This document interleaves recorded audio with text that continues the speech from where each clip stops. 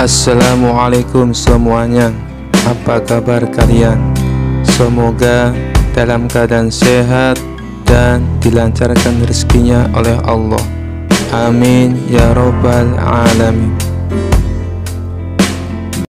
Pada suatu hari, raja sedang gelisah di istana. Ia merasa bosan dengan kehidupan istana yang serba monoton. Untuk menghibur dirinya, ia memanggil Abu Nawas dan memberinya sebuah misi yang tidak biasa.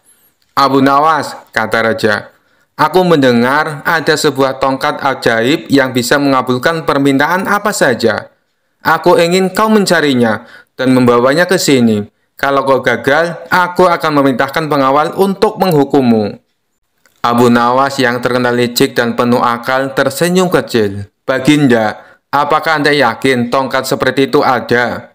"Tentu saja ada," seru raja. "Aku mendengar cerita itu dari seorang pengembara. Jadi, pergilah dan jangan kembali tanpa tongkat itu." Abu Nawas pun pergi ke pasar, berpura-pura mencari tongkat ajaib. Ia bertanya kepada para pedagang, pengrajin, hingga pengemis.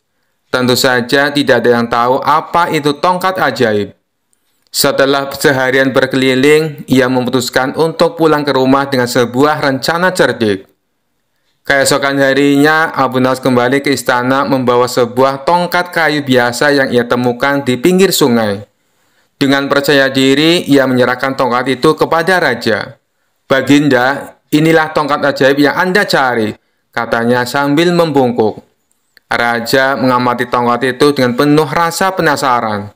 "Apa buktinya bahwa tongkat ini ajaib, Abu Nawas?" tanya sang raja. Abu Nawas tersenyum misterius. "Baginda, tongkat ini hanya akan menunjukkan keajaibannya jika digunakan oleh orang yang jujur. Cobalah Baginda, mintalah sesuatu dan tongkat ini akan mewujudkannya." Raja yang merasa dirinya sangat jujur segera mengangkat tongkat itu. Ia pun berkata, "Aku ingin tongkat ini memberiku sekantong emas." Tentu saja tidak ada yang terjadi. Raja mulai curiga. "Kenapa tidak terjadi apa-apa, Abu Nawas?" Abu Nawas dengan tenang menjawab, "Baginda, mungkin Anda perlu meningkatkan kejujuran Anda terlebih dahulu." Raja merah padam, tapi ia tidak mau menunjukkan rasa malunya. Ia menyerahkan tongkat itu kepada para menterinya untuk dicoba. Setiap menteri yang mencoba tongkat itu gagal menggunakannya. "Ini aneh. Tongkat ini tidak bekerja untuk siapapun," seru sang raja. Akhirnya raja kembali memanggil Abu Nawas. "Abu Nawas, apa kau berani mengatakan bahwa aku dan para menteriku tidak jujur?" Abu Nawas tersenyum lebar. "Oh tidak, Baginda. Saya hanya ingin menunjukkan bahwa tidak ada yang benar-benar sempurna di dunia ini, termasuk tongkat ajaib. Karena itu, lebih baik kita saling memperbaiki diri daripada bergantung pada benda-benda ajaib." Raja terdiam, lalu tertawa terbahak-bahak. "Abu Nawas, kau benar-benar licik. Kau berhasil mengelabui aku lagi. Baiklah, aku akan membiarkanmu pergi kali ini." Abu Nawas membungkuk sambil berkata, "Terima kasih, Baginda. Jika Baginda butuh tongkat ajaib lagi, saya akan mencarinya di tempat yang lebih jauh." Seisi istana pun tertawa mendengar jawaban Abu Nawas. Sementara raja hanya bisa menggeleng-gelengkan kepala, kagum dengan kecerdikannya. Kisah selanjutnya. Suatu hari, raja sedang dalam suasana hati yang sangat aneh. Ia ingin menguji kecerdikan Abu Nawas sekali lagi dengan perintah yang mustahil. Sambil duduk di singgasananya, ia memanggil Abu Nawas dan berkata dengan wajah serius, "Abu Nawas, kali ini aku ingin kau melakukan tugas yang sangat spesial."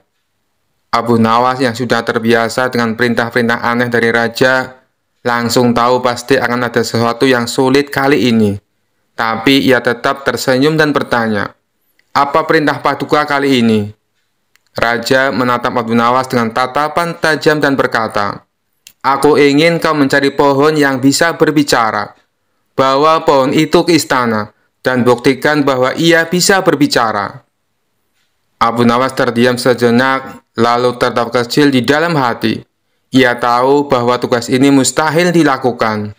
Namun, ia tidak ingin mengecewakan raja. Jadi ia memutuskan untuk menerima tantangan ini dengan cara yang cerdik.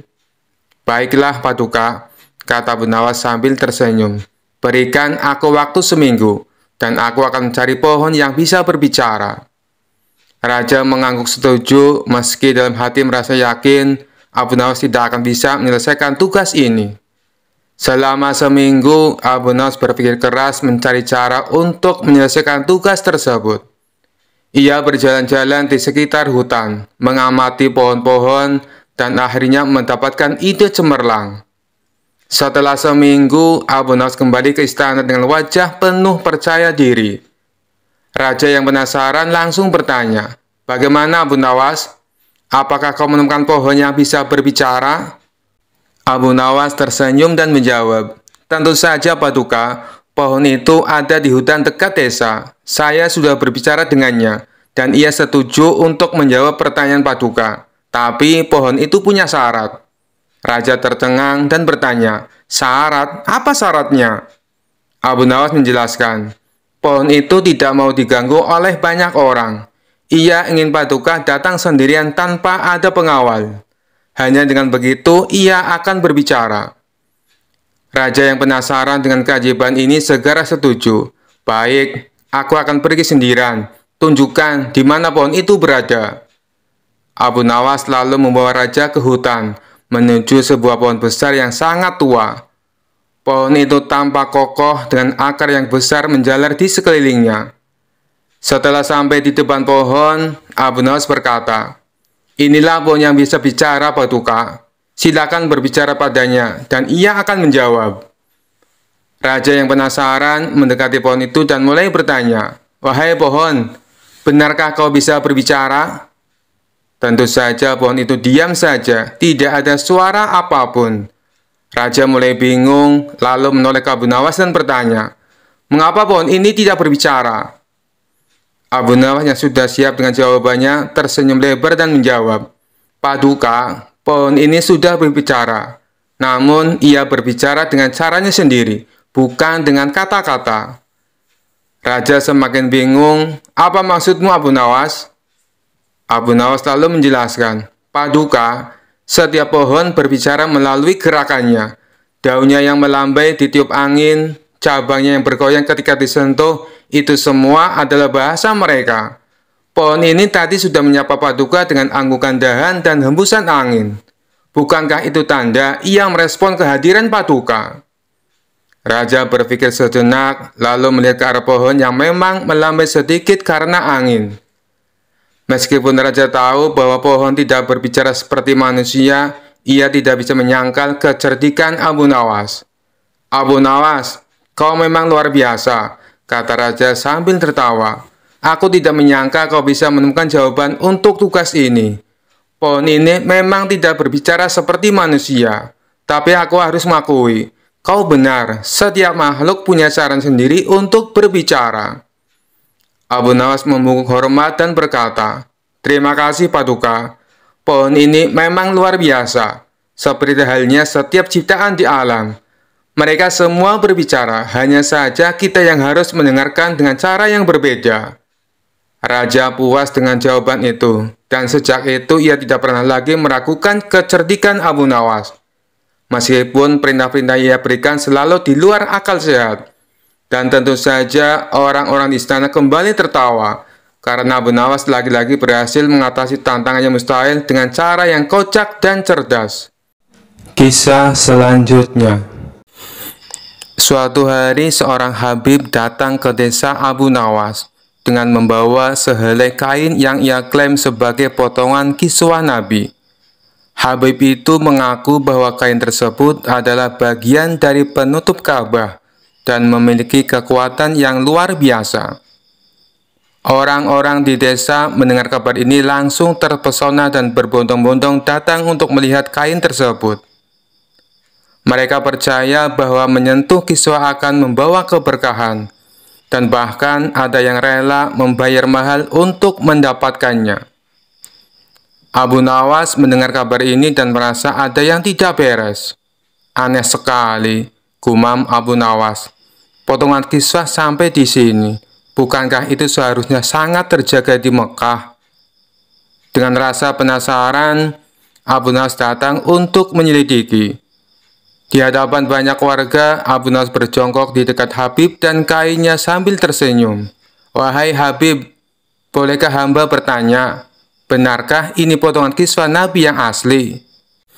Habib itu dengan penuh wibawa menjawab, "Tentu saja Abu Nawas, ini adalah kain yang sangat suci, dan siapapun yang menyentuhnya akan mendapatkan keberkahan yang tak terhingga." Abu Nawas tersenyum kecil, lalu ia berpura-pura terpesona dan berkata, "Oh, betapa beruntungnya kita. Tapi bagaimana kalau kita pastikan keasliannya? Bukan aku meragukanmu, wahai Habib, tapi kain ini seharusnya memiliki kekuatan yang luar biasa." Sang Habib mulai gelisah, namun ia berusaha tetap tenang. "Tentu Abu Nawas, bagaimana caramu ingin membuktikannya?" Abu Nawas kemudian mengeluarkan sebaskom air dan berkata dengan suara lantang, "Karena kisah asli tidak akan luntur atau berubah warna, bagaimana jika kita celupkan sedikit kain ini ke dalam air? Bukankah keaslian yang sejati tak akan terpengaruh oleh dunia ini?" Sang Habib terdiam, namun warga mulai bersorak, "Setuju, setuju, mari kita lihat kebenarannya." Dengan hati-hati, Abu Nawas mengambil ujung kain tersebut dan mencelupkannya ke dalam air. Begitu kain itu terendam, seketika air di baskom berubah menjadi hitam. Warna kainnya luntur, dan Habib itu pun terbongkar ketoknya di depan warga. Sang Habib mencoba berdalih, mungkin ini karena sudah lama, dan mungkin terkena debu. Namun Abu Nawas tersenyum sambil berkata, "Wahai Sang Habib, keberkahan itu bukan dari sehelai kain, apalagi kain yang kita tidak tahu asal-usulnya. Kain ini justru mengingatkan untuk selalu jujur dan tidak menipu." Para warga pun tertawa melihat tingkah Habib itu dan sadar bahwa mereka hampir tertipu. Dengan malu, Sang Habib itu segera meninggalkan desa. Sementara Abu Nawas pulang dengan perasaan yang puas karena berhasil menyelamatkan warga dari penipuan dengan cara yang cerdik dan lucu. Sejak hari itu, warga semakin berhati-hati dan tak lagi mudah percaya. Kisah selanjutnya. Di sebuah desa ada seorang dukun yang terkenal sangat sakti. Konon katanya dia bisa memanggil hujan, membuat orang hilang, dan bahkan berbicara dengan jin. Namanya Mbah Guntur. Suatu hari kabar tentang kesaktian Mbah Guntur sampai ke telinga Abu Nawas. Teman-teman Abu Nawas mendorongnya untuk menantang Mbah Guntur. Mereka berkata, "Abu Nawas, kau kan cerdik. Cobalah adu ilmu dengan Mbah Guntur. Siapa tahu kau bisa menang." Abu Nawas yang suka tantangan langsung menerima usulan itu. Dengan penuh percaya diri, dia pergi ke rumah Mbah Guntur. Abu Nawas berkata, "Assalamualaikum Mbah Guntur. Saya dengar Mbah sangat sakti. Saya ingin melihat kehebatan ilmu Mbah. Bagaimana kalau kita adu ilmu?" Mbah Guntur yang merasa terhina oleh tantangan itu mengelus jenggot putihnya. "Baik Abu Nawas, kita adu ilmu. Jika kau kalah, kau harus mengakui aku yang paling sakti di desa ini." Abu Nawas tersenyum. "Setuju Mbah. Tapi kalau saya menang, Mbah harus berhenti menjadi dukun." Mbah Guntur menyetujui tantangan itu, dan mereka pun sepakat untuk memulai adu ilmu. Babak pertama, ilmu terbang. Mbah Guntur berdiri dengan penuh keyakinan. Ia membaca mantranya, dan tiba-tiba tubuhnya terangkat ke udara. Orang-orang yang menonton bersorak kagum. "Wah, hebat sekali Mbah Guntur, bisa terbang." Abu Nawas mengamati dengan tenang. Setelah Mbah Guntur mendarat, Abu Nawas tersenyum. Dia melangkah ke depan dan berkata, "Mbah, lihat aku bisa terbang lebih tinggi." Dengan percaya diri, Abu Nawas naik ke pohon besar di dekatnya, memanjat sampai ke puncak. Dari atas pohon, dia berteriak, "Lihat aku, lebih tinggi dari Mbah." Orang-orang tertawa terbahak-bahak melihat kelicikan Abu Nawas. Mbah Guntur tersenyum kecut, tapi dia tidak pernah menyerah. Babak kedua, menghilangkan orang. Mbah Guntur lalu menantang Abu Nawas lagi. "Sekarang, lihat aku akan membuat orang hilang." Ia memanggil salah satu penduduk desa, membaca mantranya, dan dalam sekejap orang itu hilang dari pandangan. Orang-orang tercengang, tak ada yang tahu kemana orang itu pergi. Abu Nawas terdiam sejenak, lalu dengan cepat dia berdiri dan berkata, "Wah, hebat sekali, Mbah. Tapi aku bisa membuat lebih banyak orang hilang." Abu Nawas lalu berdiri di tengah kerumunan dan berteriak, "Orang-orang, pulanglah ke rumah masing-masing, sekarang juga." Dalam beberapa menit, semua orang di tempat itu pergi. Abu Nawas tersenyum dan berkata, "Lihat, Mbah, aku telah membuat seluruh desa hilang." Mbah Guntur semakin bingung melihat kelicikan Abu Nawas. Namun, ia masih punya satu ilmu pamungkas. Babak ketiga berbicara dengan jin. Mbah Guntur kemudian berkata, "Sekarang aku akan menunjukkan ilmu tertinggi. Aku bisa berbicara dengan jin." Ia mulai membaca mantranya lagi, dan tiba-tiba terdengar suara gemuruh dari dalam tanah. "Ini suara jin pelindungku," kata Mbah Guntur sambil bangga. Abu Nawas mengangguk dengan tenang. Ia menempuk-nempuk tanah sambil berbisik, "Hei jin, bantu aku sedikit ya." Tentu saja tidak ada yang terjadi. Tapi kemudian Abu Nawas berteriak, "Jin, jika kamu benar-benar ada, tolong bawa Mbah Guntur ke pasar dan beli sebakul sayur." Orang-orang tertawa terbahak-bahak mendengar permintaan aneh Abu Nawas. Bahkan Mbah Guntur mulai tertawa, karena ia sadar bahwa Abu Nawas telah mempermainkannya. Abu Nawas lalu berkata, "Mbah, tidak usah susah-susah bicara dengan jin. Kalau butuh sayur, tinggal pergi ke pasar sendiri." Mbah Guntur tak bisa menahan tawanya lagi. Ia mengakui kekalahan dan berkata, "Abu Nawas, kau memang bukan orang biasa. Ilmumu bukan ilmu sihir, tapi ilmu kelicikan yang tak terkalahkan." Dengan itu Mbah Guntur berhenti jadi dukun. Sementara Abu Nawas kembali ke rumahnya dengan hati puas, berhasil memenangkan adu ilmu tanpa menggunakan sihir sama sekali. Kisah selanjutnya. Suatu hari Abu Nawas sedang berjalan-jalan di pasar. Seperti biasa, dia disapa oleh banyak orang yang kagum dengan kecerdasannya. Namun hari itu, seorang pria bisu datang mendekat dan mulai menggerak-gerakkan tangan dan wajahnya dengan ekspresi marah, seolah-olah mengajak Abu Nawas untuk berdebat. Abu Nawas yang terkenal cerdik dan humoris segera menyadari tantangan unik ini. Dia tidak bisa mengabaikan ajakan berdebat tersebut, meskipun lawannya tidak bisa berbicara. Maka dia pun berusaha menanggapi dengan isyarat dan gerakan. Pria bisu itu mengacungkan satu jari ke arah Abu Nawas. Abu Nawas berpikir sejenak, lalu mengacungkan dua jari sebagai balasan. Orang-orang di sekitar mulai berkumpul penasaran dengan apa yang sedang terjadi. Pria bisu itu kemudian mengacungkan tiga jari, dan Abu Nawas dengan tenang mengangkat kepalan tangannya. Orang-orang mulai tertawa, tetapi mereka masih tidak mengerti apa yang sedang mereka bicarakan. Pria bisu itu kemudian membuat gerakan melingkar dengan tangannya, seolah-olah menggambarkan dunia. Abu Nawas menjawab dengan menunjuk ke tanah. Pria bisu itu menggelengkan kepala dengan keras, lalu menunjuk ke langit. Abu Nawas tersenyum dan mengangguk. Setelah beberapa menit, pria bisu itu tampak bingung. Kemudian dia mengangguk dan pergi. Orang-orang di sekitar bertepuk tangan dan tertawa, terhibur oleh pertunjukan yang baru saja mereka saksikan. Seorang teman Abu Nawas yang penasaran bertanya, "Abu Nawas, apa sebenarnya yang kalian bicarakan tadi?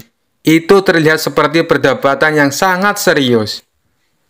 Abu Nawas tertawa dan menjelaskan, "Awalnya dia mengacungkan satu jari. Artinya dunia ini hanya ada satu Tuhan. Saya menjawab dengan dua jari. Artinya Tuhan menciptakan dua alam, dunia dan akhirat. Kemudian dia mengacungkan tiga jari, yang artinya adalah tiga unsur utama, manusia, hewan, dan tumbuhan. Saya menjawab dengan kepalan tangan, yang berarti kita semua berada di bawah kekuasaan Tuhan yang satu. Ketika dia menggambarkan dunia dengan tangannya, saya menjawab dengan menunjuk ke tanah. Artinya segala sesuatu berasal dari bumi. Ketika dia menunjuk langit, saya setuju bahwa Tuhan mengawasi kita dari atas. Pada akhirnya dia menyadari bahwa kita berdua memiliki pemahaman yang sama dan perdebatan selesai. Semua orang tertawa terbahak-bahak mengagumi kecerdikan Abu Nawas. Bahkan pria bisu itu kembali dan memberi isyarat jempol kepada Abu Nawas sebagai tanda penghormatan. Kisah selanjutnya. Dikisahkan ada seorang tukang cukur rambut yang terkenal dengan keahliannya yang luar biasa. Konon katanya, apabila cukur rambut di tempat itu yang tadinya berwajah jelek, seketika akan menjadi tampan. Kabar ini pun membuat masyarakat Baghdad menjadi gempar. Ada yang percaya, ada pula yang tidak. Sementara Abu Nawas yang awalnya tidak memperdulikan kabar tersebut, akhirnya dibuat penasaran juga. Dan untuk membuktikan kebenarannya, Abu Nawas lalu mendatangi si tukang cukur. Setibanya di sana, Abu Nawas langsung disambutnya. "Silakan masuk, Tuan. Tuan pasti ingin potong rambut," kata si tukang cukur menyambutnya. "Iya, saya dengar kau adalah tukang cukur yang luar biasa. Saya ingin potong rambut supaya kelihatan lebih muda," ujar Abu Nawas. "Baik, Tuan. Anda telah datang di tempat yang tepat," timpal si tukang cukur. Setelah si tukang cukur selesai melakukan tugasnya, lalu ia mempersilahkan Abu Nawas untuk berkaca di cermin yang sudah disediakan. Namun Abu Nawas tak melihat perubahan pada dirinya. "Penampilanku masih terlihat sama. Katanya kalau cukur di sini bisa kembali muda. Hanya rambutku yang kini jadi pendek. Tapi muka saya masih terlihat tua," protes Abu Nawas. "Maaf, Tuan. Saya hanya bisa memotong rambut, bukan memotong usia Tuan," jawab si tukang cukur. "Iya, tapi kan setidaknya biar kelihatan tampan," balas Abu Nawas. "Coba Tuan bayangkan, saat usia Tuan masih muda dengan rambut seperti ini, bukankah Tuan akan kelihatan tampan?" ujar si tukang cukur. Mendengar alasan tersebut, Abu Nawas pun hanya tersenyum. "Benar juga apa yang kau katakan," ucap Abu Nawas, dan pergi meninggalkan tukang cukur. Kisah selanjutnya. Dikisahkan suatu hari Abu Nawas sedang duduk-duduk santai di beranda rumah bersama istri tercinta. Tak lama ia baru teringat bahwa keledainya ternyata belum diberi makan. Abu Nawas lalu menoleh ke arah istrinya mengatakan sesuatu. "Berdirilah dan berilah makan keledai," ucapnya. Dikarenakan sudah capek seharian mengerjakan pekerjaan rumah, sang istri pun menolaknya. "Kamu saja yang berdiri dan berilah makan keledai," balas istrinya. Abu Nawas yang tengah malas tetap bersikukuh tidak mau memberi makan keledainya. Akibat tidak ada yang mau mengalah, pertengkaran dan adu mulut pun akhirnya terjadi. Setelah lelah bertengkar, dibuatlah kesepakatan. Siapa yang pertama berbicara harus memberi makan keledai tersebut. Abu Nawas pun memilih duduk di pojok ruangan. Hingga beberapa jam berlalu, ia masih juga tidak ada suara. Abu Nawas betul-betul tidak bergerak maupun berbicara. Melihat kelakuan suaminya itu, istrinya pun menjadi marah dan meninggalkan Abu Nawas. Sang istri pergi ke rumah tetangga dan menceritakan kelakuan suaminya. "Suamimu kan memang keras kepala, lebih baik kamu saja yang mengalah," kata tetangganya menasihati. Setelah waktu menjelang malam, sang istri tidak pulang. Dia membiarkan Abu Nawas seorang diri di rumah. Tidak berapa lama ada seorang pencuri yang masuk ke rumah Abu Nawas. Ketika masuk rumah Abu Nawas sangat sepi, tidak ada suara, membuat si pencuri yakin bahwa tidak ada siapapun di rumah itu.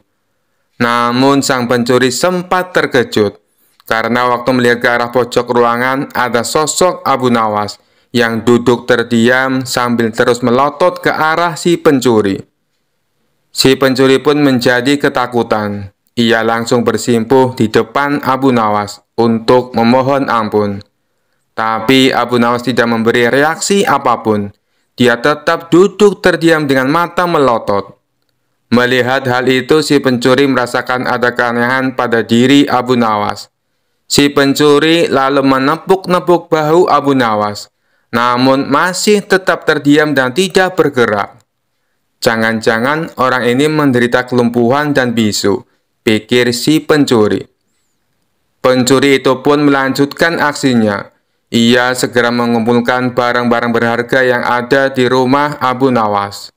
Sampai pada akhirnya si pencuri mengambil sorban di atas kepala Abu Nawas untuk mengetes apakah dia dapat berbicara atau tidak. Ternyata Abu Nawas masih juga tidak bergerak. Ia betul-betul diam 1000 bahasa, seperti orang yang baru dikutuk menjadi batu. Diuntungkan dengan kondisi demikian, si pencuri juga mengambil sorban Abu Nawas, serta mengambil semua barang berharga.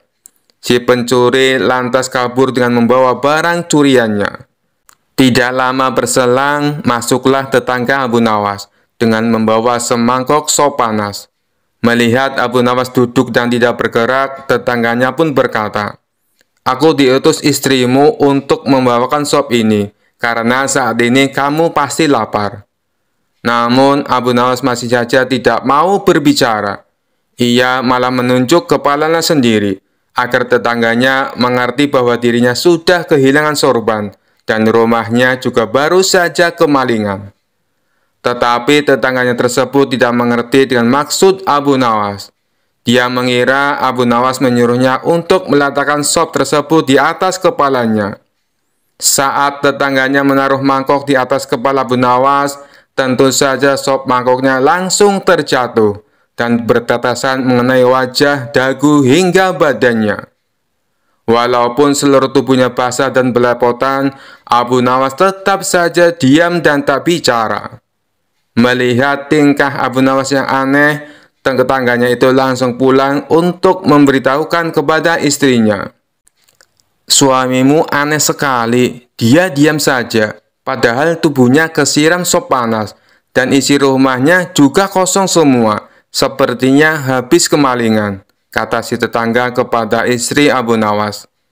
Mendengar hal itu, istri Abu Nawas pun segera bergegas pulang ke rumah. Setibanya di sana, istrinya sangat terkejut, sebab isi rumahnya jadi kosong melompong, hanya tersisa meja dan kursi. "Kenapa rumah kita bisa kemalingan? Apa yang sebenarnya terjadi?" tanya sang istri penuh emosi.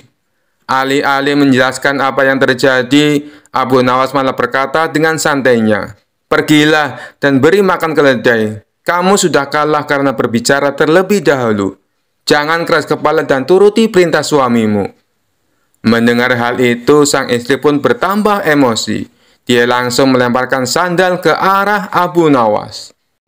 Kisah selanjutnya. Rumah Abu Nawas konon pernah didatangi Abu Jahil yang terkenal pelit. Ia lalu menjelaskan tujuan kedatangannya. Dia ingin meminjam 100 dinar. Tentu saja Abu Nawas terkejut mendengarnya. "Dari mana saya mendapatkan uang sebanyak itu?" kata Abu Nawas. "Tolonglah Abu Nawas, aku yakin kamu pasti ada. Pinjami aku selama sebulan," pinta Abu Jahil merengek. Awalnya Abu Nawas tidak mau mengabulkan permintaan Abu Jahil. Namun karena terus-menerus didesak, Abu Nawas tidak bisa menolak. "Tapi kamu janji ya, hanya sebulan," kata Abu Nawas mengingatkan. "Ya, saya berjanji Abu Nawas, bulan depan kebun saya akan panen. Saya pasti akan mengembalikan uang pinjaman," jawab Abu Jahil. Singkat cerita, setelah 1 bulan, Abu Jahil tidak pernah mengembalikan uang tersebut. Padahal saat itu kebun Abu Jahil sudah panen, dan hasil panennya melimpah ruah. Payah Abu Jahil. Dia tidak menepati janjinya. Batin Abu Nawas. Karena membutuhkan uang, Abu Nawas terpaksa pergi ke rumah Abu Jahil untuk menagih hutangnya. Bagaimana dengan janjimu, Abu Jahil?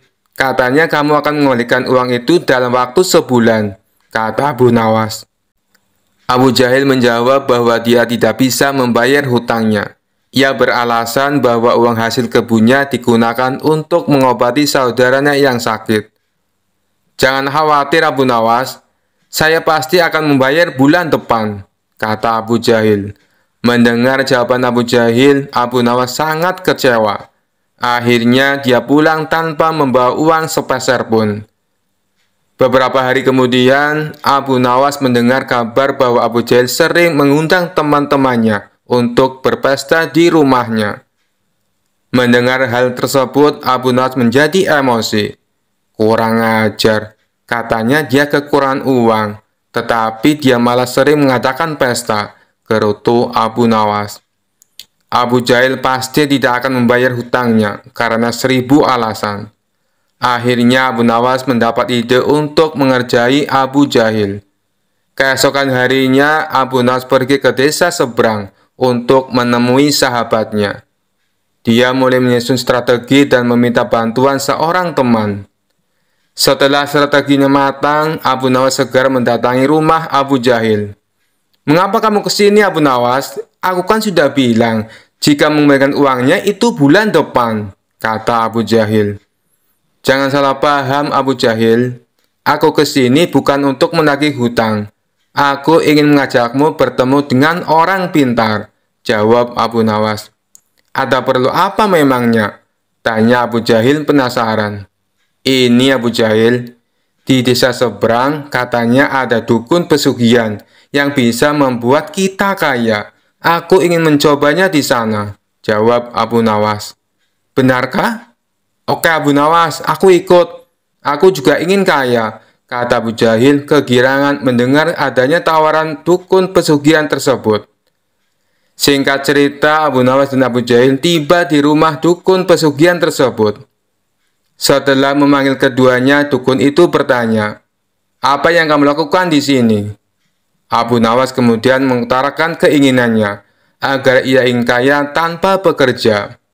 "Oh, itu mudah, tapi ada syaratnya," kata sang dukun. "Apa syaratnya?" tanya Abu Nawas. "Syaratnya harus ada yang dikorbankan. Tapi jangan khawatir, korbannya tidak harus dari keluarga. Orang lain juga bisa dikorbankan. Tapi orang lain itu adalah orang yang terkait dengan hartamu," jawab sang dukun. "Apa maksudmu? Aku tidak mengerti," tanya Abu Nawas lagi. "Ya, misalnya siapapun yang berutang uang kepadamu, orang itu dapat digunakan sebagai korban, meskipun dia bukan anggota keluargamu," jawab sang dukun. "Bagaimana jika orang itu tidak mau?" tanya Abu Nawas. "Kamu tidak perlu meminta izin kepada orang tersebut. Nanti ia akan jadi korban tanpa ia sadari, dan tiba-tiba mati dengan mengerikan," kata sang dukun menjelaskan. "Oh, aku mengerti. Baiklah, aku setuju," jawab Abu Nawas sambil memandang Abu Jahil. Abu Jahil yang merasa dikorbankan langsung gemetaran. Dukun itu kemudian mengajari Abu Nawas mantra sebagai ritual. Tengah malam setelah kembali dari rumah dukun, Abu Nawas berkata di tengah jalan, "Abu Jahil, kamu tidak perlu mengembalikan hutang 100 dinar. Saya ikhlas." Mendengar hal itu, Abu Jahil langsung ketakutan. "Jangan Abu Nawas, saya akan mengembalikan uang kamu nanti. Tepatnya saat sampai di rumah saya. Nanti akan segera aku kembalikan," kata Abu Jahil dengan ketakutan. "Bukankah kamu kemarin mengatakan bahwa kamu kehabisan uang?" goda Abu Nawas. "Saya masih punya banyak uang, Abu Nawas. Aku sengaja berbohong padamu," kata Abu Jahil. Akhirnya Abu Jahil segera mengembalikan uang pinjamannya kepada Abu Nawas di hari itu juga, sejumlah uang 100 dinar. Setelah diselidiki, terungkap bahwa dukun yang didatangi Abu Nawas dan Abu Jahil adalah sahabat Abu Nawas. Taktik ini sengaja diatur oleh Abu Nawas dan kawannya tersebut agar Abu Jahal segera melunasi hutangnya. Cerdas sekali Abu Nawas. Kisah selanjutnya. Kisah ini berawal ketika baginda raja baru pulang dari negeri seberang. Ia pun menceritakan pengalamannya selama tinggal di sana, termasuk mengenai seorang pengawal pribadi raja negeri seberang yang terkenal sakti. Si pengawal tersebut bisa muncul tiba-tiba tanpa diketahui dari mana ia datang. Mendengar cerita baginda raja, sang menteri pun merasa takjub. Maksud Paduka, pengawal itu bisa muncul tiba-tiba? Tanya sang menteri merasa heran. Benar wahai menteriku, saat itu saya sedang duduk dengan raja negeri seberang. Tapi di samping kanan kirinya tak ada seorang pun pengawal. Lalu saya coba tanya kepadanya, kenapa pengawalmu tidak mendampingi? Dia malah tersenyum. Kemudian dia teriak memanggil pengawalnya. Tiba-tiba di hadapan kami sudah berdiri seorang pengawal, yang entah datangnya dari mana, kata baginda raja menjelaskan. Bisa jadi pengawal tersebut sebenarnya adalah jin Paduka, timpal sang menteri. Mungkin juga bisa jadi dia adalah jin, balas baginda raja. Setelah mendengar cerita tersebut, sang menteri muncul ide akan sebuah tantangan. Kemudian ia mengungkapkan idenya tersebut kepada baginda raja. Paduka yang mulia, bukankah selama ini tantangan Paduka selalu berhasil dikalahkan Abu Nawas? Bagaimana kalau Abu Nawas ditantang seperti pengawal sakti itu? Kata sang menteri mengusulkan. Tantangan? Tantangan apa? Aku belum paham dengan maksudmu, tanya baginda raja bingung. Begini Paduka, Abu Nawas kita tantang hadir di depan Paduka. Tapi tidak boleh dengan jalan kaki, tidak boleh berkendaraan, dan tidak boleh kelihatan. Dia harus datang tiba-tiba seperti pengawal itu, kata sang menteri menjelaskan. Bagus sekali ide kamu, saya setuju. Kali ini Abu Nawas pasti akan kalah, balas baginda raja kegirangan. Tanpa membuang-buang waktu, baginda raja langsung memerintahkan beberapa pengawal untuk memanggil Abu Nawas. Singkat cerita, datanglah Abu Nawas menghadap baginda raja. Wahai Abu Nawas, apakah kamu masih berani menerima tantanganku? Tanya baginda raja. Tentu saja saya berani Paduka. Tapi saya perlu tahu apa nilainya kalau saya berhasil, kata Abu Nawas balik bertanya. Karena tantangan ini sangat sulit dan mustahil, hadiahnya akan aku tambah menjadi 1000 dinar. Tapi bila kamu gagal, sebagai hukumannya, kamu harus memandikan kuda-kuda istana selama sebulan. Dan semua hadiah yang selama ini aku berikan, harus kamu kembalikan. Karena hadiah tersebut akan aku serahkan kepada menteriku. Sebab dialah yang punya ide tantangan ini. Apa kamu bersedia? Tanya baginda raja kembali. Mendengar hadiah yang begitu besar, spontan Abu Nawas langsung tergiur. Baik Paduka yang mulia, saya sangat bersedia, sahut Abu Nawas dengan muka berseri-seri. Kemudian baginda raja memberitahu tantangan yang akan ia berikan. Besok kamu harus ada di sini persis seperti sekarang ini, berdiri tepat di hadapanku. Tapi ada syaratnya. Kamu ke sini tidak boleh berjalan kaki, tidak boleh naik kendaraan, dan tidak boleh terlihat oleh siapapun. Pokoknya tahu-tahu kamu sudah ada di sini, jelas baginda raja. Seketika jantung Abu Nawas langsung berdebar kencang mendengar tantangan tersebut. Ini tantangan yang mustahil, mana mungkin aku bisa melakukannya, pikir Abu Nawas. Di tengah kebingungan Abu Nawas, baginda raja kembali berkata, kalau kamu membatalkan tantangan ini, itu saja kamu mengaku kalah. Dan itu berarti kamu harus menjalani hukuman dan menyerahkan semua hadiahmu kepada menteriku. Sementara sang menteri merasa puas dengan ide tantangan yang dimilikinya. Mampus kau Abu Nawas, kau akan menderita selama sebulan, ucap sang menteri dalam hati. Nasi sudah menjadi bubur, Abu Nawas tak mungkin membatalkan tantangan tersebut. Ia pun lalu mohon diri kepada baginda raja untuk pamit pulang ke rumahnya. Setibanya di rumah, Abu Nawas duduk di teras rumah sambil memutar otaknya. Ia terus memikirkan cara agar terlepas dari hukuman. Namun sampai waktu menjelang sore, ia tak juga menemukan solusinya. Hampir saja Abu Nawas dibuat stres karena akan cerdiknya menemukan jalan buntu.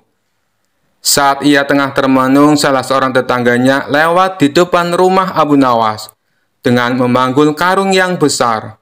Iseng-iseng Abu Nawas bertanya kepadanya, "Wahai kawan, apa yang kau bawa itu?" Tetangganya menjawab, "Kambing Abu Nawas." "Kambing? Kenapa tidak dituntun saja? Itu akan meringankan pekerjaanmu," kata Abu Nawas menyarankan. "Saya sengaja Abu Nawas, biar orang-orang tidak tahu," balas tetangganya. Dari situlah akhirnya Abu Nawas menemukan solusi atas tantangan Baginda Raja. Kemudian Abu Nawas pergi menemui menteri yang punya ide tantangan tersebut. "Tuan Menteri, sepertinya besok saya akan dihukum. Tapi bolehkah saya minta tolong?" pinta Abu Nawas. "Minta tolong apa?" tanya sang menteri. "Besok ambillah karung yang ada di rumahku dan bawalah ke hadapan Baginda Raja," ucap Abu Nawas. "Apa isi karung itu?" tanya sang menteri kembali. "Isinya semua hadiah dari Baginda Raja. Selama ini aku kumpulkan di dalam karung tersebut. Bukankah nantinya juga akan jadi milikmu?" ujar Abu Nawas. "Oh, baiklah Abu Nawas, saya siap," balas sang menteri. Esok paginya sang menteri menuju rumah Abu Nawas. Sesampainya di sana, ia hanya menjumpai istrinya. "Mana Abu Nawas?" tanya sang menteri. "Abu Nawas sudah berangkat ke istana," jawab istri Abu Nawas. Kemudian istri Abu Nawas menunjukkan karung yang akan dibawa oleh Tuan Menteri. Dengan hati gembira, sang menteri memanggulkan tersebut sampai ke istana. Meskipun terik matahari sangat panas tak membuat sang menteri merasa letih, karena rasa letihnya terobati dengan hadiah yang akan ia dapatkan. Setelah sang menteri tiba di istana, ia pun segera menghadap Baginda Raja. "Apa yang kau bawa itu? Dan mana Abu Nawas?" tanya Baginda Raja. "Bukannya Abu Nawas sudah ke sini?" kata istrinya. "Ia sudah berangkat dari pagi Paduka. Dan karung ini adalah semua hadiah yang Abu Nawas kumpulkan," jawab sang menteri. "Mana? Sampai saat ini Abu Nawas belum kelihatan." "Ya, sudahlah, kita tunggu saja. Sekarang buka ikatan tali karung itu. Aku ingin melihat isinya." Sang menteri pun langsung membuka ikatan tali karung tersebut. Ketika karung itu terbuka, tiba-tiba muncul Abu Nawas dari dalam karung. "Hamba sudah di sini Paduka, seperti yang Paduka inginkan. Tidak berjalan kaki, tidak berkendaraan, dan tidak diketahui oleh siapapun," ucap Abu Nawas. Sontak Baginda Raja dan sang menteri terkejut dibuatnya. Baginda Raja pun langsung tertawa terpinggal-pinggal dengan tingkah Abu Nawas ini. "Kamu memang cerdik Abu Nawas," puji Baginda Raja sambil terus tertawa. Sementara sang menteri yang punya ide tantangan ini malah mendapatkan sial.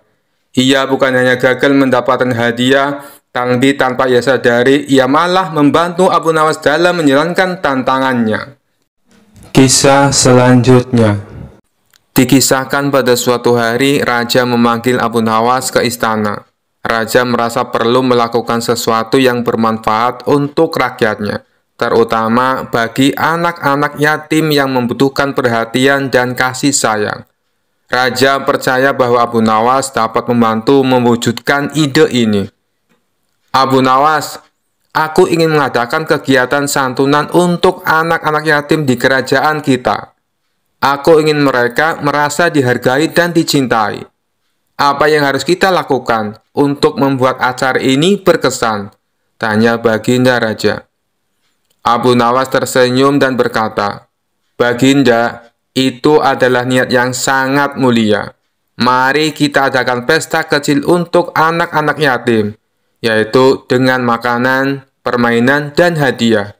Tetapi yang paling penting, kita harus memberikan waktu dan perhatian kita kepada mereka." Raja setuju dengan ide tersebut, dan mereka mulai mempersiapkan acara santunan. Mereka mengundang semua anak yatim di kerajaan dan menyediakan makanan enak, permainan seru dan hadiah yang menarik. Hari yang dinantikan pun tiba, dan istana dipenuhi oleh tawa dan keceriaan anak-anak yatim. Raja dan Abu Nawas berjalan di antara anak-anak, berbincang dan bermain bersama mereka. Anak-anak merasa sangat bahagia dan bersemangat, karena mereka jarang mendapatkan perhatian seperti ini. Melihat kebahagiaan di wajah anak-anak, raja merasa sangat terharu. Setelah beberapa saat, Abu Nawas meminta perhatian semua orang. Anak-anak, hari ini kita semua berkumpul untuk merayakan kebahagiaan bersama. Baginda Raja memiliki sesuatu yang ingin disampaikan kepada kalian. Raja tersenyum dan berkata, "Anak-anak, aku sangat senang melihat kalian semua bahagia. Kalian adalah masa depan kerajaan ini. Dan aku ingin kalian tahu bahwa kalian selalu dihargai dan dicintai. Hari ini aku belajar bahwa kebahagiaan sejati datang dari memberi dan berbagi dengan sesama." Salah satu anak yatim, seorang gadis kecil, mendekati raja dan berkata, "Baginda, terima kasih telah mengundang kami. Kami sangat bahagia hari ini. Tetapi yang paling kami hargai adalah waktu dan perhatian yang Anda berikan kepada kami." Mendengar kata-kata gadis tersebut, raja merasa sangat terharu. Dia menyadari bahwa makna sejati dari memberi bukanlah sekedar memberikan materi, tetapi juga memberikan waktu dan perhatian kepada mereka yang membutuhkan. Abu Nawas kemudian berkata, "Baginda, kebahagiaan yang kita rasakan hari ini adalah bukti bahwa kebaikan dan kasih sayang adalah hadiah terbaik yang bisa kita berikan. Anak-anak ini mungkin tidak memiliki banyak materi, tetapi mereka memiliki hati yang besar dan penuh kasih sayang." Acara sanun tersebut berakhir dengan penuh kebahagiaan. Anak-anak pulang dengan hati yang gembira dan penuh harapan. Raja dan Abu Nawas duduk bersama merenungkan apa yang telah mereka pelajari hari ini. "Abu Nawas, aku sangat berterima kasih atas bantuanmu. Hari ini aku belajar bahwa memberikan perhatian dan kasih sayang adalah hal yang paling penting dalam hidup ini," kata Baginda Raja. Abu Nawas tersenyum dan menjawab, "Baginda, memberi adalah salah satu cara yang terbaik untuk menemukan kebahagiaan sejati. Ketika kita memberi dengan tulus, kita juga menerima kebahagiaan yang tidak ternilai harganya."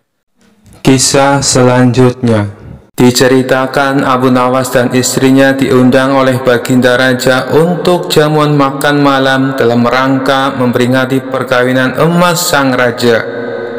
Karena diundang dalam acara itu, maka Abu Nawas dan istri tercinta yang cantik jelita mempersiapkan segala sesuatunya, mulai dari baju, perhiasan, dan harum-haruman.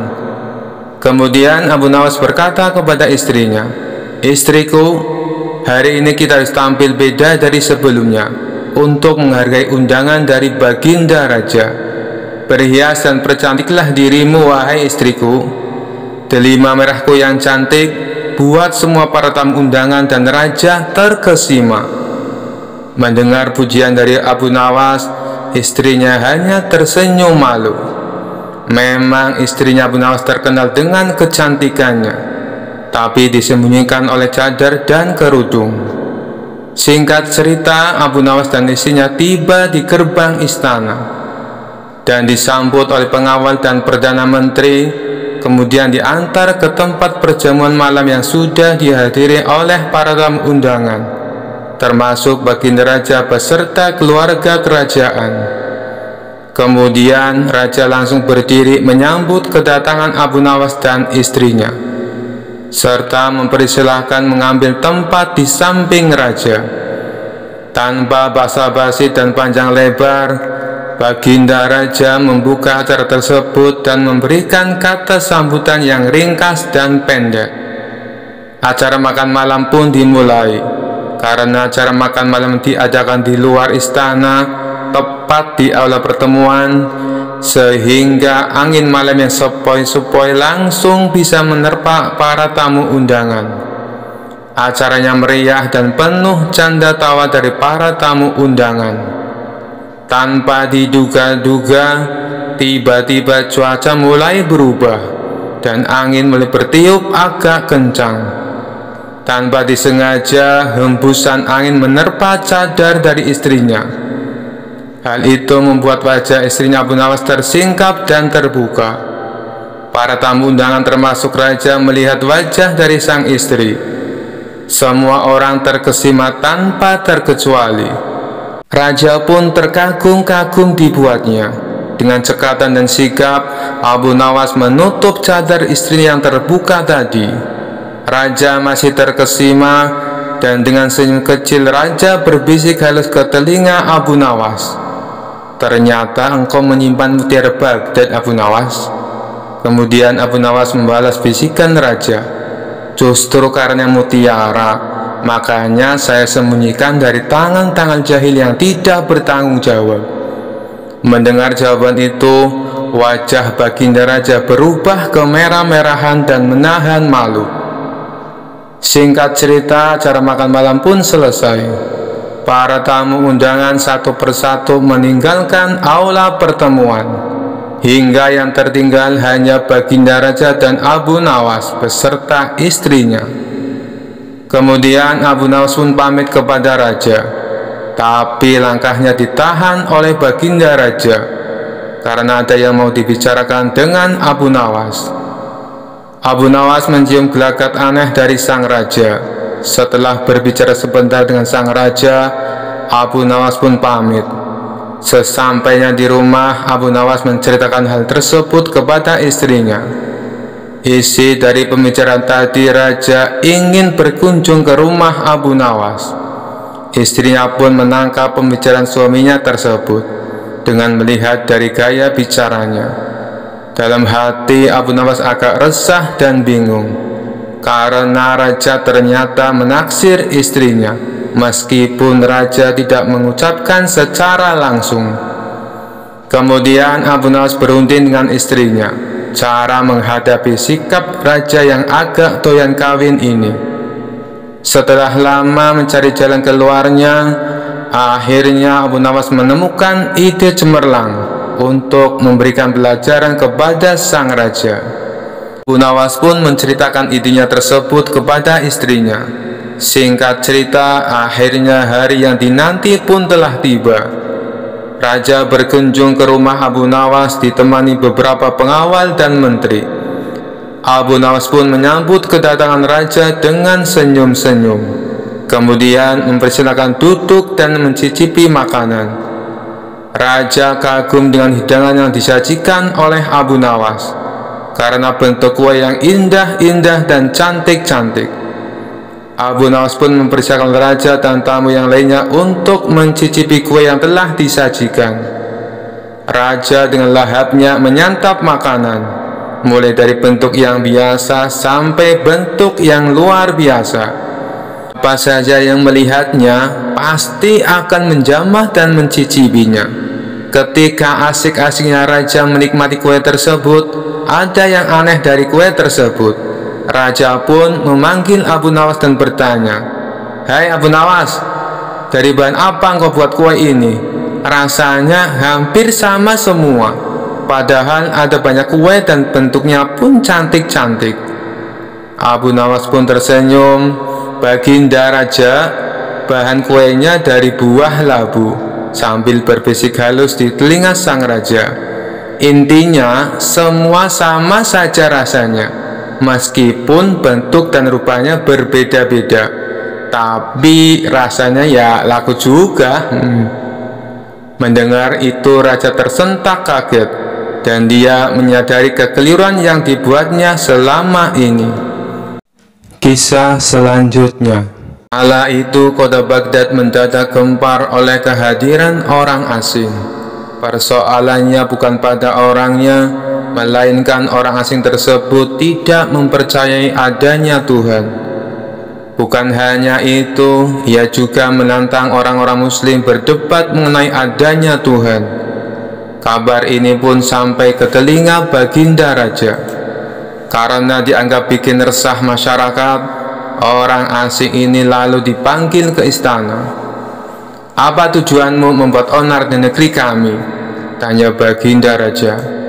Orang asing ini menjawab, "Untuk apa mengaku bertuhan kalau tidak bisa menjawab pertanyaanku?" Kemudian Baginda Raja bertanya kembali, "Apakah kamu tidak percaya adanya Tuhan?" Dengan tegas orang itu menjawab, "Tentu saja saya tidak percaya adanya Tuhan, dan saya juga tidak percaya adanya akhirat." Mendengar itu Baginda Raja sempat terkejut. "Tapi saya dan rakyatku percaya adanya Tuhan. Berarti keyakinan kita berbeda. Jadi jangan ganggu rakyatku," tegas Baginda Raja. "Kalau Paduka Raja percaya adanya Tuhan, bisakah Paduka menjawab 3 pertanyaanku?" tanya orang asing tersebut. "Silahkan," balas Baginda Raja. Pertanyaan pertama, orang Islam meyakini bahwa dunia dan seisinya adalah ciptaan Allah. Lalu siapakah yang menciptakan Allah? Bukankah sesuatu yang ada pasti ada penciptanya? Pertanyaan yang kedua, katanya di dalam surga manusia tidak akan berak ataupun kencing, sedangkan mereka makan dan minum setiap hari. Bagaimana mungkin ini bisa terjadi? Padahal segala sesuatu yang akan dimasukkan pasti akan keluar, entah itu dengan bentuk yang lain. Dan pertanyaan yang ketiga, orang Islam meyakini kalau setan terbuat dari api, tapi katanya setan akan disiksa dengan api neraka. Mana mungkin api bisa menyakiti api? Mendengar pertanyaan orang asing itu, Baginda Raja hanya terdiam. Bisa saja ia menjawab berdasarkan hadis dan Al-Quran, tapi karena yang dihadapi adalah orang yang tidak percaya Tuhan, maka dijawabnya harus dengan logika. Kemudian salah satu menterinya membisikkan kepada Baginda Raja, "Paduka, kalau soal beginian serahkan saja pada Abu Nawas. Dia pasti bisa mematahkan argumen orang asing itu." Baginda Raja menyetujui usulan menterinya. Maka dipanggillah Abu Nawas ke istana. Singkat cerita, Abu Nawas pun datang menghadap Baginda Raja. Ia lalu dipersilakan duduk di sampingnya. "Ada apa, Paduka? Kenapa tiba-tiba memanggil hamba?" tanya Abu Nawas. "Begini Abu Nawas, orang asing ini tidak percaya adanya Tuhan, dan dia mengajukan 3 pertanyaan, tapi jawabannya harus masuk akal," ujar Baginda Raja. Sekilas Abu Nawas menatap orang asing tersebut. "Oh, ini orangnya yang bikin gempar kota Baghdad," pikir Abu Nawas. Abu Nawas lalu menghampiri orang asing itu dan duduk tepat di hadapannya. "Silakan, apa yang ingin kau tanyakan?" ucap Abu Nawas dengan penuh percaya diri. Orang asing tersebut memulai pertanyaannya. "Anda sebagai orang Muslim tentu percaya bahwa segala sesuatu, baik yang terlihat maupun yang tidak terlihat, pasti ada yang menciptakan." "Iya, tentu saja, saya percaya," jawab Abu Nawas. "Sekarang saya mau bertanya, siapakah yang menciptakan alam semesta dan seisinya?" tanya orang asing itu. "Yang menciptakan alam semesta dan seisinya adalah Allah Tuhan saya," jawab Abu Nawas. "Oh, baiklah. Lalu siapakah yang menciptakan Allah? Bukankah tadi Anda mengakui bahwa segala sesuatu, baik yang terlihat maupun tidak terlihat, pasti ada yang menciptakan?" tanya orang asing itu kembali. Sejenak Abu Nawas terdiam. Ia pun lalu berkata, "Anda pasti tahu kalau kami selaku orang Islam mengakui hanya ada satu Tuhan. Kita istilahkan saja Tuhan dengan angka 1. Sekarang gantian aku yang bertanya. Angka 3 berasal dari angka berapa? Tanya Abu Nawas. Angka 3 berasal dari angka 2 ditambah 1. Jawab orang asing tersebut. Tepat sekali. Kalau angka 2 berasal dari angka berapa? Tanya Abu Nawas kembali. Angka 2 berasal dari angka 1 ditambah 1. Jawab orang asing itu. Benar sekali. Sekarang kalau angka 1 itu sendiri berasal dari angka berapa? Tanya Abu Nawas. Orang itu kaget dengan pertanyaan tersebut. Ia hanya terdiam tak bisa menjawabnya. Kemudian Abu Nawas berkata kembali, pada intinya semua angka pasti ada awalnya. Entah itu angka 5, angka 4, ataupun angka 10. Dan angka-angka tersebut diibaratkan alam semesta ciptaan Allah. Apabila kamu bertanya siapa yang menciptakan Allah, sama halnya saya bertanya dari mana angka 1 itu ada. Kamu pasti tidak akan bisa menjawabnya.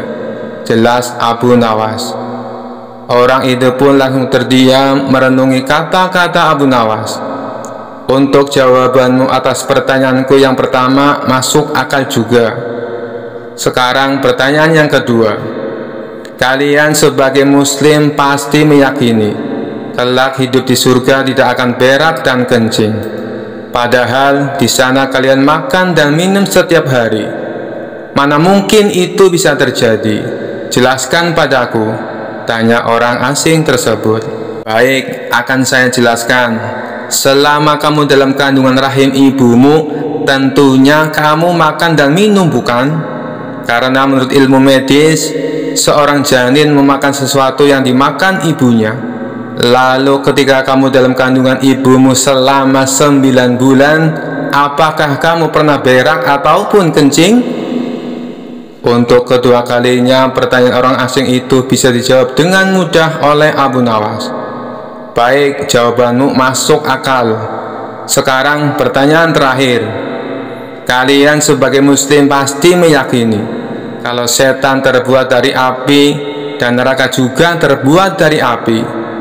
Tapi yang membuat saya heran, katanya setan akan disiksa dengan api neraka. Mana mungkin api bisa menyakiti api? Itu hal konyol yang pernah saya dengar, ujar orang asing tersebut.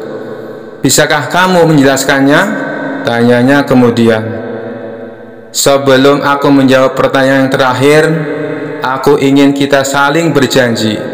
Apapun jawabannya, kamu tidak boleh marah, pinta Abu Nawas.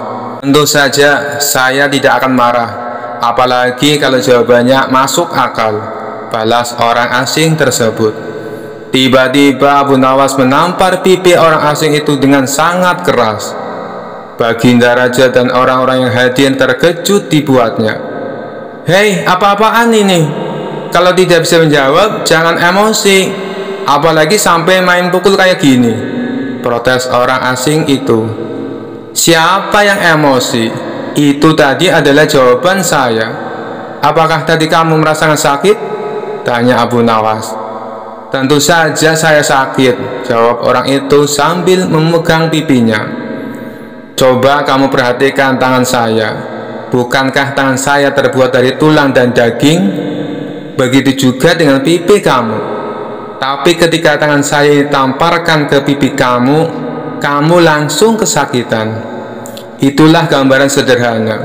Kalau api neraka bisa menyakiti setan, setan pasti akan merasa kesakitan, meskipun ia sama-sama terbuat dari api, kata Abu Nawas menjelaskan. Orang tersebut lalu terdiam. Ia tak bisa membantah argumen Abu Nawas. Sementara Baginda Raja dan orang-orang istana kagum atas kecerdikan Abu Nawas. Kisah selanjutnya. Dikisahkan Abu Nawas pergi ke negeri seberang yang terdapat sebuah kerajaan aman, adil, makmur, dan sentosa, karena dipimpin oleh raja yang bijaksana. Sang raja sudah memimpin sejak usia muda hingga sekarang. Di masa tua belum pernah digantikan oleh siapapun. Dan rakyatnya tidak pernah keberatan karena raja memerintah dengan adil. Suatu hari raja merasa jenuh. Dia ingin istirahat menjadi raja selama setahun. Namun uniknya tidak menyerahkan posisi raja kepada anak keturunannya, tetapi malah mengadakan sayembara untuk mencari sosok yang pantas menjadi raja. Disebarlah pengumuman ke seluruh negeri. Siapapun boleh menjadi raja, mulai rakyat jelata sampai kaum bangsawan. Tetapi ada dua syarat yang harus dijalani. Syarat pertama, dia akan dijadikan raja selama setahun. Syarat kedua, setelah menjadi raja selama setahun, maka harus diasingkan di sebuah hutan belantara yang dihuni ribuan hewan buas. Syarat pertama tentu saja bukan masalah besar, justru merupakan suatu keberuntungan. Namun syarat kedua membuat orang-orang yang berhasrat menjadi raja akan berpikir dua kali. Karena semua orang tahu seperti apa hutan belantara yang penuh dengan binatang buas. Karena itulah sayembara tersebut belum ada yang berani mengajukan diri menjadi seorang raja. Akhirnya datang seorang pemuda yang menyatakan kesanggupannya menjadi raja dan menerima dua syarat tersebut. Pemuda ini sebenarnya adalah pemuda biasa yang ingin merasakan bagaimana nikmatnya menjadi raja, karena selama ini ia hidup pas-pasan. Diangkatlah dia menjadi raja, dan mulai saat itu mendapat pelayanan layaknya seorang raja. Harta berlimpah, wanita cantik, makan dan minuman enak, serta fasilitas istimewa lainnya. Tapi sayang, ternyata ketakutannya akan kematian membuatnya tidak bisa menikmati semua itu. 3 bulan pertama dia mulai gelisah, karena umurnya tinggal 9 bulan lagi. 3 bulan kedua ia makin tidak tenang makan, tidur pun tidak nyenyak. 3 bulan ketiga dia mulai menyesali keputusannya menjadi raja. 3 bulan terakhir si pemuda makin stres berat, karena hidupnya tinggal beberapa bulan lagi, dan kesenangan yang dicari selama ini tidak bisa dirasakan. Ketika masa jabatan sebagai raja sudah berakhir, lalu dibuanglah dia ke hutan belantara. Tidak butuh waktu lama, terdengar kabar ke seluruh negeri jika pemuda itu tewas dimakan binatang buas. Adanya peristiwa tersebut membuat orang-orang kian enggan melamar menjadi raja. Tapi ternyata masih saja ada pemuda lain yang ingin melamar menjadi raja. Diangkatlah pemuda kedua ini menjadi seorang raja. 3 bulan pertama menjadi raja, ia puas-puaskan berpesta, karena sadar hidupnya tidak akan lama lagi. 3 bulan kedua dan berikutnya, hari-harinya ia habiskan dengan foya-foya dan pesta pora. Bulan berganti bulan, pestanya makin gila-gilaan. Ia sudah tidak peduli lagi pada apapun. Dia hanya ingin bersenang-senang sebelum mati setelah jabatannya sebagai raja berakhir. Lalu dibuanglah dia ke hutan belantara. Tidak berapa lama terdengar kabar bahwa si pemuda kedua tewas diterkam singa. Tubuhnya dicabik-cabik dan jadi rebutan para singa. Peristiwa ini membuat banyak orang melupakan mimpi menjadi seorang raja.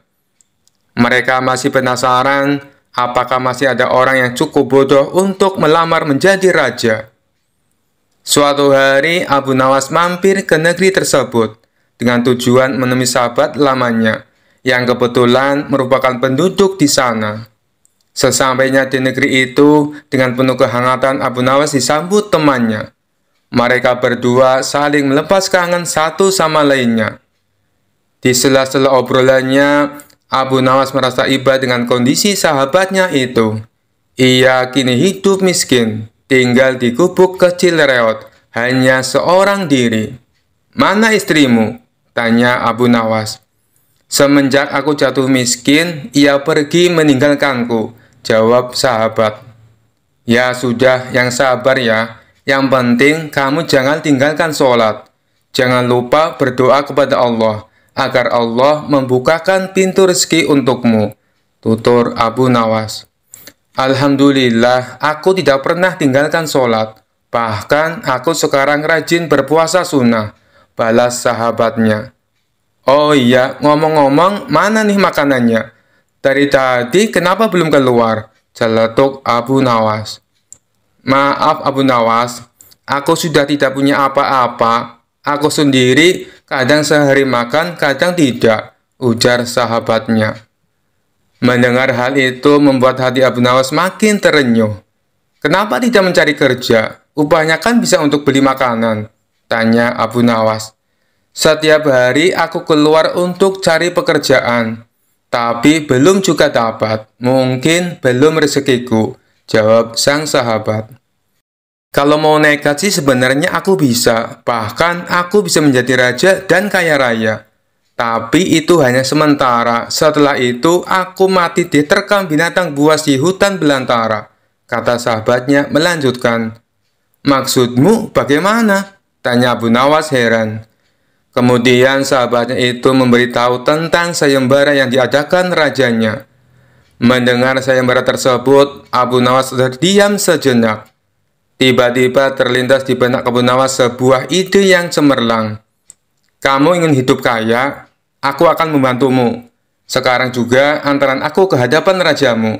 Aku mau mendaftar menjadi raja, ucap Abu Nawas. Kamu gila ya? Jangan Abu Nawas, itu sama saja bunuh diri, cegah sahabatnya. Sudahlah, turuti saja perkataanku, timpal Abu Nawas. Maka diantaralah Abu Nawas ke istana untuk menemui sang raja. Ada perlu apa kalian datang kemari? Tanya sang raja. Maaf Tuan Raja, hamba Abu Nawas dari negeri seberang ingin mendaftar menjadi raja. Itu pun kalau Tuan Raja mengizinkan, ucap Abu Nawas. Oh, tentu saja boleh. Siapapun dipersilakan menjadi raja. Tapi ada dua syarat yang harus dijalani, ujar sang raja.